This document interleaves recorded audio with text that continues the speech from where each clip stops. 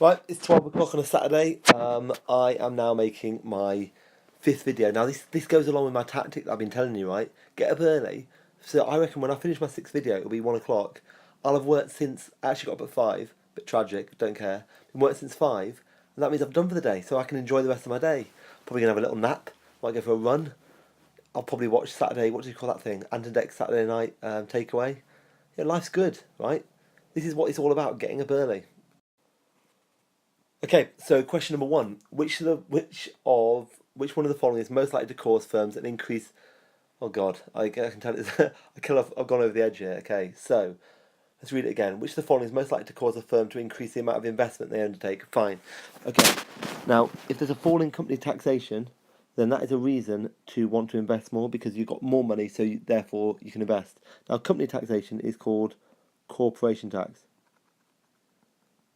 Probably not spelled like that, but that's what it's called. Right, a fall in business confidence, no, they're not going to invest more, they'll invest less. A fall in the rate of business innovation, then if other businesses are innovating, there's no reason for you to want to invest more, so that's wrong. An increase in the cost of borrowing, again, that doesn't make sense, so the answer is A. Right, next one. All other things being equal, a government would undertake a contractionary fiscal policy, right, we like this. Now remember, contractionary means AD to go down. A fiscal policy means government spending and taxation because it's fizzy G&T. Right. If they're undertaking a contractionary fiscal policy, if it reduced government expenditure.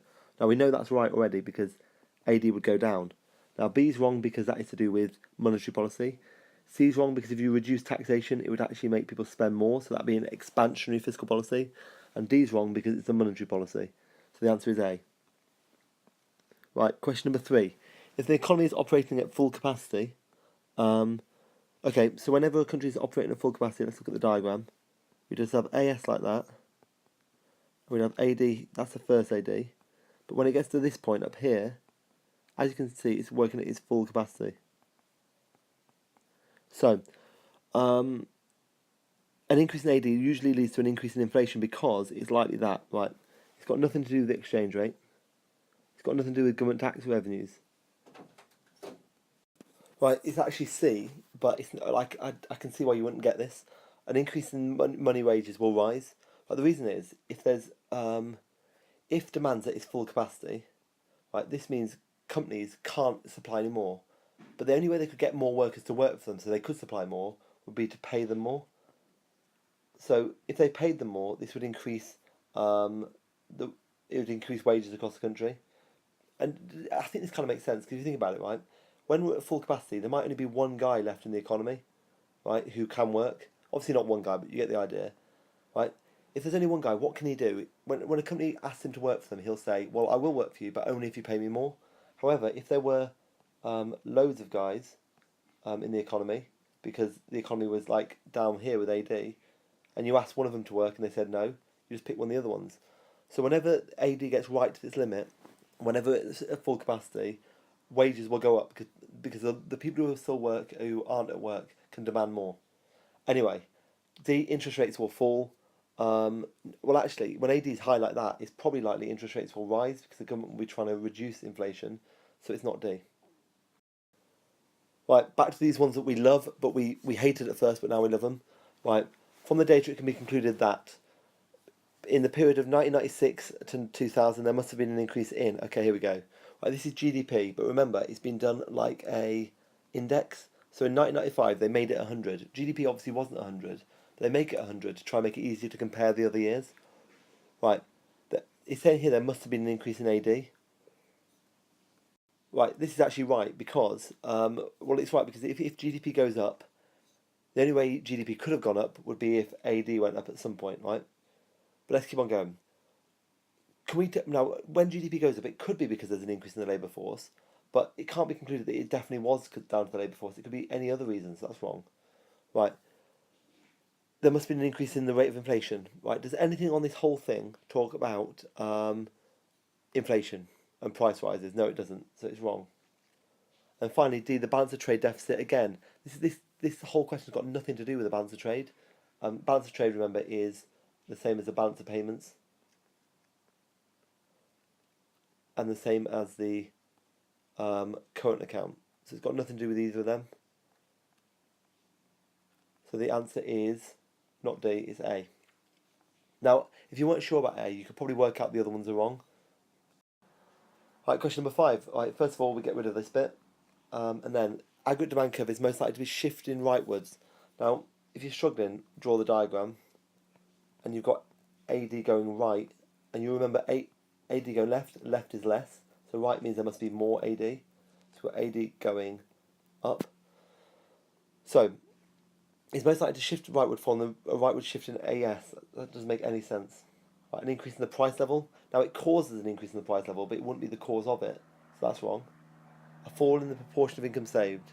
Yeah, this is right. So if people are saving more, what must they be? Sorry, if people are saving less, what must they be doing? They must be spending more. So that's the right answer. Then a fall in government spending. That would make AD go to the left because it's C plus I plus G. Anyway. So question number 6. I think I went a bit overboard with that G. Oh, look at this. This looks horrific. Macroeconomic disequilibrium exists when? It's actually easy. It's just a scary way of saying something quite easy. It's the same as microeconomic disequilibrium. Because equilibrium is when supply equals demand. So this one is just aggregate supply equals aggregate demand. That would be equilibrium. But the question is about disequilibrium. So the answer is B. When aggregate supply is not equal to aggregate demand. Right, here's another one of those graphs. This one's an okay one, but I don't know, when you first see it, you'll find it quite hard. Okay, so it can be concluded from the graph that GDP rose from 1978 to 1983. Right, let's look at this, right? GDP rose. We can't see what's going on with GDP. We can see what's happening as taxes as a percentage of GDP. So there's no way of being able to tell whether GDP rose or not. It's impossible to tell, so that's not right. Right, total tax revenue fell from things. Now look at these two dates from 1983 to 1993. Now lots of people are going to think, well, that's gone down, so therefore total tax revenue must have fallen. But remember, it's tax revenue as a percentage of GDP. So it could have been that GDP doubled in that time, which means actually tax revenue would go up. It's just a smaller percentage of the GDP. So it's not that. Right, the third one, the government budget deficit was projected to rise between 2000 and 2001 and 2002 and 2003. Now again, right, we don't know what's going on with the budget deficit because this whole thing's talking about taxes as a percentage of GDP. We can't tell that from this graph. Right, anyway, D, taxes relative to national income. Now national income is another way of saying GDP. So it's talking about this graph. It's projected to be higher in 2003, there's that number there, than it was in 1978. Good. So as you can see, it is higher. So if it's higher, this is the right answer, it's D. Now again, with these graphs, you've got to remember, look out to see if you can actually find out what they're actually asking. So a lot of those things, there'd be no way of telling. Right, question number 8. Now we've seen this before, where they have like a little bit of text first.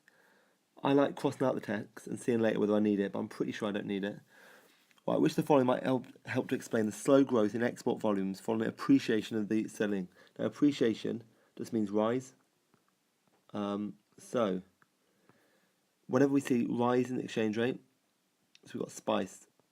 Strong pound, imports cheap, exports dear. Now remember, imports cheap, exports dear will mean AD will go down. Right. Would the rise in exchange rate increase the average cost of domestic manufacturing companies? It would actually make the average costs of them go down because imports are now cheap, so they could maybe import raw materials for cheap. The average foreign currency price of UK exports. Is it going to increase the average foreign currency price of UK exports? Yes, it is, because look, exports are dear, so that's the right answer. Right, see, the demand for UK products in the home market, and so fewer goods. Is going to increase the demand for UK goods? No, it's going to decrease the demand for UK products because we're going to be wanting to buy more imports because they're cheap. And inflation makes UK goods less competitive. Right, the rise in exchange rate will make UK goods less competitive, but it won't cause inflation because AD's going down, so actually it will cause inflation to go down. So that's wrong. So the answer is B. Right, question number 9. Which of the following changes in fiscal policy is most likely to explain a rightward shift in the economy's aggregate demand curve? Right, which of the following changes in fiscal policy? Now remember, fiscal policy is government spending plus taxation. And when it's a rightward shift of the demand curve, AD is going up. So a reduction in capital expenditure by the government. Now, if the government are spending less, that would make AD go down, so that's wrong. An increase in the rate of VAT. Now, if they increase VAT, that means people are going to be spending less again, so that's wrong. A reduction in the level of welfare benefits. That means people will have less money, so they'll be spending less. And then finally, a reduction in the rate of income tax. That means people will have more money, so AD will go up. Right, the Bank of England can reduce inflationary pressure in the economy if there is an increase in interest rates leads to a decrease in. This is easy, right? Is an increase in interest rates going to decrease savings? No, it would increase savings. We want it to decrease consumer borrowing. So there's no point even going through this one, it's too easy. The answer is just C. Right, question number 11. Right, this is an easy one. Like, as you can see in the diagram, the shift has been caused by LRAS going to the right, which means there's been economic growth. And it's been long run economic growth. And we know that's caused by Q squared cell. So is any of these four factors to do with Q squared cell? Right, an increase in consumer spending. No, that affects AD. A fall in the exchange rate, again, that affects AD. A rise in interest rates, that affects AD. So these are all AD factors. So that means they're wrong. But an increase in capital stock means there'll be an increase in quantity of capital. So quantity of capital, and that's why the line goes out, and that's why the answer is D. Right. We're getting there now. So question number 12. Which of the following is most likely to lead to an increase in the economy's underlying trend rate of growth? Now, this one, you remember that trend rate of growth, the thing that goes like that with a diagram like this? And that's the trend rate, and that's the actual rate. When there's an increase in the underlying trend rate, that just means the trend rate has gone from there, but it's kind of going steeper. But in a less scary way, whenever the trend rate goes up, that means there is being economic growth. So the AS line goes to the right. That's all it is. So which of these things is going to cause AS to go to the right? And it's most likely. Because actually, an expansionary monetary policy will do it in the long run. But the answer is A, supply side policy. Question number 13. Get rid of this. They've changed it now. They say constant rather than equal. Aggregate consumer expenditure is most likely to increase if there is. Right. What's going to cause consumer spending to go up? Now, an increase in taxation would make consumer spending go down. A decrease in the interest rate would make people spend more because they'd buy more on credit, they'd save less, and their mortgage interest repayments would be less. So the answer is B. An increase in savings, again, that would make AD go down and make consumer expenditure go down. And a decrease in the exchange rate, remember that we write WIDEC, imports dear, exports cheap. But the thing is, this is to do with consumer expenditure, and that's to do with exports and imports. So I think at the minute, that I could see how this could actually, but I don't want to confuse it, but I could see how this could actually cause consumer expenditure to increase. Because if it's imports are dear, we're more likely to be buying our own goods. But the fact is, the B is so obviously right that I'd have to go round the houses to get D to be right. So the B is the answer. Question number 14. Just when you think you're almost finished, they come up with another graph. But actually, this graph is really easy because we're going back with that technique we had to say before. Because what they're trying to do is they're trying to scare you, but it's averages. So it's average annual percentage change. So through all these years, the highest prices is going to be in 2000. If you look at it, every single year, it's above zero, which means it's rising every single year. So it says here, average prices fell in some years and rose in others. That's not true. Because it's positive the whole way through the graph, average prices went up the whole time. Secondly, prices were at the highest level in 1976. Now, people will see this and see it at the top there and think, it's at the top. But next year, it's actually gone up by another 14%. And the year after, it's gone up by another 17%. That's wrong. Like, prices remain constant from 1994 onwards. Now, people will see this and see prices going the same like that. But actually, they rose by about 2.5% every year. So that's wrong. And then the price levels increase at different rates in different years, and that's the right answer.